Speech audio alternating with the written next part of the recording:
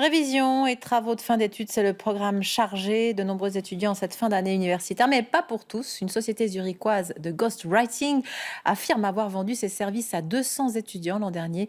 C'est la pointe de l'iceberg apparemment, Fanny Moy. Oui, Agnès, d'après certaines études, les étudiants seraient 10 à 30% à plagier ou à faire écrire leurs travaux par une autre personne. Une chose est sûre, le phénomène prend de l'ampleur et discrédite le monde académique, d'où l'importance de lutter contre cette forme de fraude. Et c'est justement ce que font nos deux invités, chacun à leur manière. Michel Bergada, vous êtes experte en fraude académique et professeur à l'Université de Genève. À vos côtés, Claude-Alain Rotten, vous êtes le fondateur d'Orphanalytics, un logiciel anti-fraude. Bonjour et merci à tous les deux d'être avec nous. D'abord, Madame Bergada, c'est vrai que la fraude, ça a toujours existé. Qu'est-ce qui est inédit aujourd'hui ? Ce qui est inédit, c'est bien entendu l'arrivée du web, et tous les archives en ligne, les open source, tout ce qui est Wikipédia également, qui fait que les étudiants, les professeurs, les chercheurs peuvent se servir en libre service finalement, avec un clic. Mais à partir de quand c'est un plagiat ? Est-ce que c'est copier-coller d'une phrase ou est-ce qu'il y a... Non, c'est un plagiat quand il y a déjà intention de frauder le système, intention de prendre un travail et de se l'approprier, de le faire passer comme pour sien. Voilà, c'est ça le plagiat. On ne va pas commencer à dire c'est un mot, c'est deux mots. Si c'est un étudiant en première année qui copie 20 pages, c'est moins grave que si c'est un professeur senior ou un étudiant de thèse qui plagie un paragraphe. Donc tout est relatif, il faut contextualiser aussi, c'est sûr. Alors, vous vous êtes adapté, on le sait, les universités ont maintenant des logiciels anti-plagiat. Monsieur Rotten, est-ce que ces logiciels peuvent débusquer toutes les formes de tricherie ? Alors malheureusement pas, c'est-à-dire que les seuls logiciels qui sont disponibles actuellement pour la communauté académique sont en fait des logiciels spécialisés pour découvrir des textes qui ont déjà été publiés et que les auteurs essayent de s'approprier. Par contre, si un texte a été produit spécialement pour un candidat, ce texte ne va pas se trouver dans les bases de données qui sont nécessaires justement au logiciel anti-plagiat. Donc il faut utiliser d'autres techniques pour y arriver et il se trouve que j'ai un métier, la génomique, qui permet justement de capter des styles dans un texte. C'est ce qu'on utilise actuellement pour pouvoir détecter si un texte a été produit par un auteur ou par un ghostwriter. Alors nous, on a voulu tester justement votre logiciel anti-ghostwriting et on a demandé aux principaux intéressés, les étudiants. On regarde. Stress et concentration dans les couloirs de l'université. Pour beaucoup d'étudiants, c'est le sprint final avant les examens. Et devant la quantité de révisions et de travaux à rendre, certains avouent avoir pensé à payer un ghostwriter pour rédiger leur texte à leur place. Cette année, c'est la première fois que j'ai pensé à ça, mais je ne le fais pas parce que, ici, je pense que c'est très cher de faire ça. Un prix dissuasif et pour beaucoup, un pari trop risqué. J'avoue, j'ai toujours été assez admiratif du ghostwriter qui doit quand même être assez doué pour écrire un travail sur un sujet qu'il ne connaît pas forcément. Et les étudiants doivent être sacrément confiants. Des tricheurs confiants, mais peut-être plus pour longtemps. Une start-up valaisanne vient de mettre au point un logiciel qui repère les ghostwriters. On a voulu le tester avec l'aide de David, un étudiant en droit. Il a mis sur une clé USB 3 travaux de master anonymisés. Les 2 premiers sont de lui, le 3e d'un autre étudiant. Disons que l'écriture juridique est quand même très codifiée et respecte un certain nombre de règles assez strictes qui, a priori, ne laissent pas une énorme marge de manœuvre au rédacteur. A priori, ça me paraît donc délicat de distinguer les auteurs sur leurs particularités stylistiques. Plutôt sceptique, David apporte les textes au créateur du logiciel, le temps de faire l'analyse du style page par page et le verdict tombe. Alors le premier texte, c'est bleu, le 3e, c'est pas mal alors. C'est vous, ouais, c'est confirmé. 2 textes sont identifiés comme étant du même auteur car les pictogrammes se situent dans la même zone, contrairement au marqueur du 3e texte. Pas de doute, les travaux n'ont pas été écrits par la même personne. Les logiciels anti-plagiat, ce qu'ils font, c'est qu'ils repèrent des textes très similaires, voire identiques, si possible identiques, qui ont déjà été écrits ailleurs. Nous, on fonctionne complètement différemment, on fait des mesures de style et on compare les styles.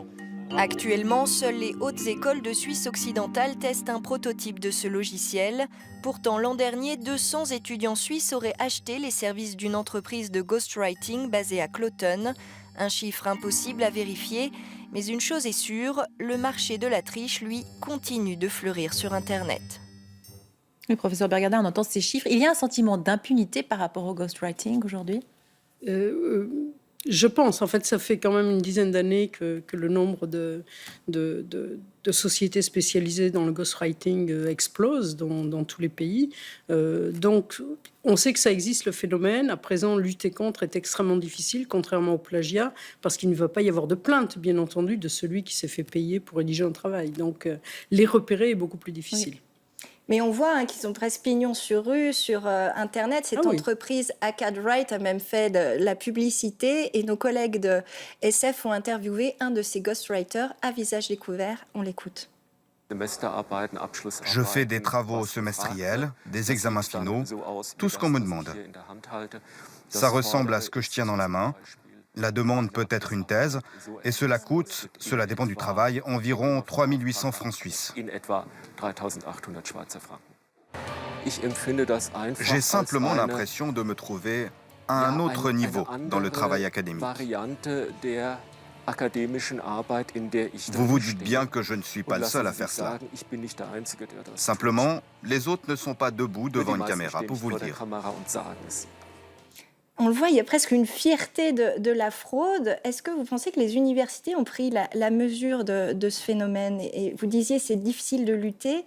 Est-ce qu'il y a quand même une mobilisation du monde académique ? Il y a une mobilisation. Le problème que nous avons sur la mobilisation, c'est que chacun fait dans son coin, a des mesures dans son coin. Avec une très grande disparité en Suisse, par exemple, nous avons des universités comme la mienne, qui est en avance de 10 ans sur la prise en charge et la prévention, et d'autres universités qui démarrent, qui commencent à avoir les premiers règlements d'intégrité sur lesquels on peut s'accrocher quand on découvre des cas de plagiat ou de ghostwriter. Ça, c'est... Vous avez remporté une victoire il n'y a pas longtemps, justement, par rapport à un cas de ghostwriting. Ah oui, à l'université, oui. Oui, bien sûr, mais quand on les trouve et qu'on peut le prouver, il n'y a pas de souci. Le problème, c'est de différencier le cas particulier de la masse.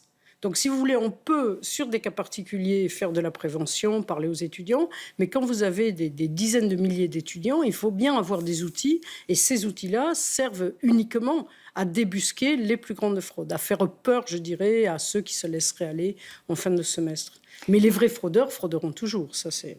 Vous, Monsieur Roten, votre logiciel, il n'est pas encore à disposition des universités. Il le sera quand ? La stratégie est parfaitement bien établie. On a même pu utiliser cette stratégie pour un cas qui sert en fait d'expertise à un tribunal international d'arbitrage. Donc on est très content, disons, de notre savoir-faire. On est en train d'automatiser les processus et de le faire en partenariat avec les HES, parce qu'il faut évidemment maintenant faire coller ce protocole aux besoins d'une institution académique. Donc ça, c'est un point.